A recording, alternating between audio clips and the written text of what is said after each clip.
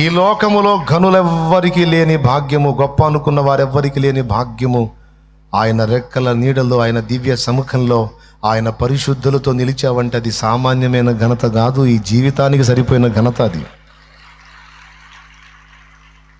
పరలోక పౌరత్వం నాకు నిచ్చినావు, పరిశుద్ధులతో నిలిచే భాగ్యమిచ్చినావు. పరలోక పౌరత్వం నాకు నిచ్చినావు, పరిశుద్ధులతో నిలిచే భాగ్యమిచ్చినావు. దూతల కందని నీ దివ్యమైన సేవను, దూతల కందని నీ దివ్యమైన సేవను, దుమ్ము ధూళినైన నన్ను చేయనిచ్చినావు.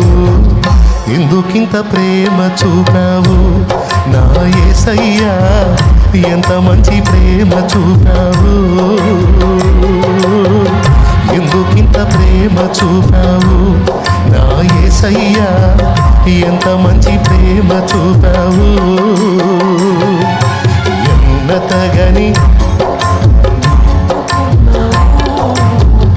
ఎందుకింత ప్రేమ చూపావు నా యేసయ్యా, ఎంత మంచి ప్రేమ చూపావు. అసలు యేసయ్యకి మించిన కిరీటం ఏంది నీకు? నాకు అర్థం కాదు. సరిగ్గా అర్థం చేసుకున్నోడికి యేసయ్యకి మించిన బహుమానం లేదు, యేసయ్యకి మించిన కిరీటం లేదు, యేసయ్యకి మించిన ఘనత లేదు, యేసయ్యకి మించిన గొప్ప లేదు. ఆయన దొరకటమే మన గొప్ప, ఆయన మన వాడు అవటమే మన ఘనత. ఇక్కడ ఎవరన్నా గనులుంటే ముష్టి, ఇక్కడ మనుషులు ఒక పట్టణం వాళ్ళో, ఒక రాష్ట్రం వాళ్ళో, ముష్టి ఒక దేశం వాళ్ళు మాట్లాడుకుంటారేమో. మన గురించి కోటాను కోట్ల ప్రపంచాలకు పరిచయం చేశాడు. మన పౌరత్వం పరలోకమందున్నది.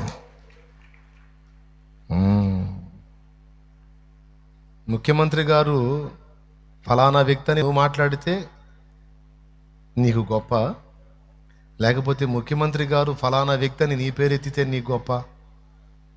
ముఖ్యమంత్రి గారు నీ పేరు ఎత్తితే నీ గొప్ప, ప్రధాని గారు నీ పేరు ఎత్తితే, అంత పెద్ద ప్రధాని, దేశ నాయకుడు, ఆయన పేరు ఎత్తాడు, ఆమె పేరు ఎత్తాడు, ఘనత.